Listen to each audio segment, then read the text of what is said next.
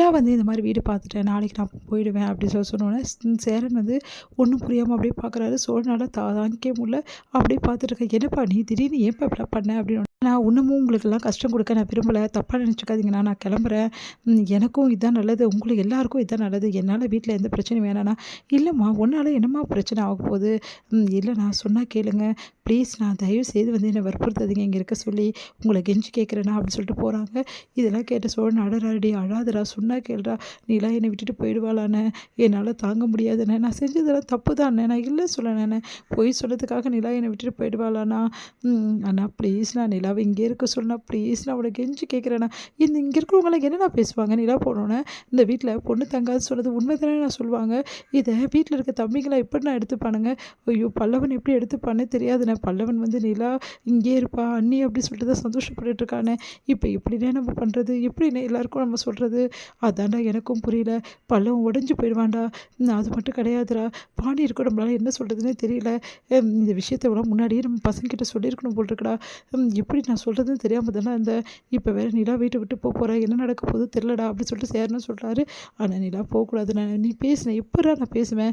Already அந்த பொண்ணு வந்து இங்கே நடக்கிற பிரச்சனைனா பார்த்து ரொம்ப பயந்து போயிருக்காடா. இப்போ எப்படா பேச முடியும்? வேறு வழியே இல்லைடா, அமைதியாக தாண்டா இருக்கணும், வேறு வழி கிடையாதுடா. அந்த பொண்ணு எடுத்த முடிவில் அந்த பொண்ணு வந்து உறுதியாக இருக்காடா, ஒன்றும் பண்ண முடியாதுடா அப்படின்னு சொல்லிட்டு போகிறாரு. இதனால் சோழன் வந்து தாங்க முடியாமல் அழுறாரு. சோழன் வந்து நிலா கிட்டே பேச வர்றாரு.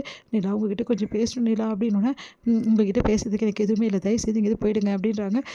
இங்கே பாருங்கள் நிலா, நான் செஞ்சதெல்லாம் தப்பு தான், நான் பொய் சொன்னதெல்லாம் தப்பு தான், நான் இல்லைன்னு சொல்லலை. பொய் சொன்னதுக்காக வீட்டை விட்டு போகாதீங்க நிலா ப்ளீஸ் நிலா அப்படின்றாங்க. இங்கே பாருங்கள், நீங்கள் பொய் சொல்லுங்கள் உண்மை சொல்லுங்கள், அது கேட்க நான் யாருங்க? நீங்கள் சொன்ன மாதிரி உங்கள் பொண்டாட்டியா நான் கேட்குறதுக்கு? இல்லைல்ல, அப்புறம் நான் ஏன் கேட்கணும்? நீங்கள் எப்படியாவது போங்க, அது மட்டும் எனக்கு பிரச்சனை கிடையாது.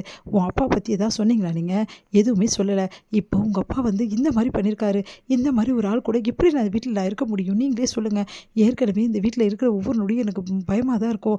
இருந்தாலும் எங்கள் வீட்டில் சேரனா பல்லவன் எல்லாம் ரொம்ப நல்லவங்க. அதுக்கப்புறம் தான் கொஞ்சம் கொஞ்சமாக எல்லாரையும் பற்றி நான் புரிஞ்சுக்கிட்டேன். அதனால எனக்கு பயமே இல்லை. ஆனால் இப்போ உங்கள் அப்பா பார்த்தா எனக்கு பயமாக இருக்குது. அது மட்டும் கிடையாது, உங்களை பார்த்தா அதோட பயமாக இருக்குது. தயவு செய்து என்னை விட்டுருங்க ப்ளீஸ்.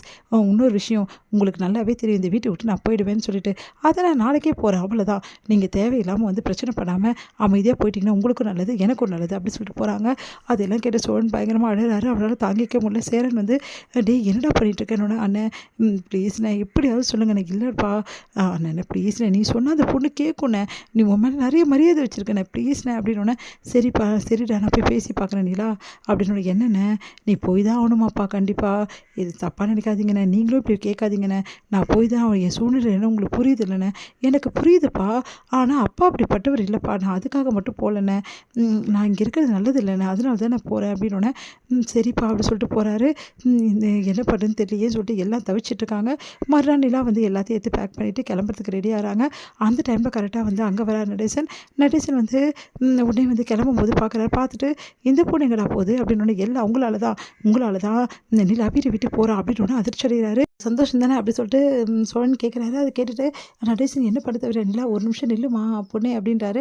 அதை கேட்டுட்டு வந்து இங்கே பாருங்கள் உங்ககிட்ட நான் பேச தயாரான கிளம்புறாங்க.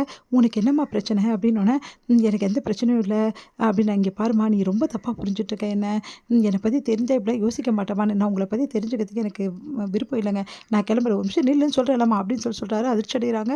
இங்கே பாருமா நீ நினைக்கிற மாதிரி நான் ஜெயிலுக்கு தான் போயிட்டு வந்திருக்கேன், அது உண்மை தான். ஆனால் உன் அத்தையை நான் எதுவும் பண்ணலாமா, இதாம்மா உண்மை, தயவு செய்து புரிஞ்சுக்கமான்னு சொல்லிட்டு நடந்த விஷயத்தை எல்லாத்தையும் ஒன்று ஒன்றா சொல்ல ஆரம்பிக்கிறாரு.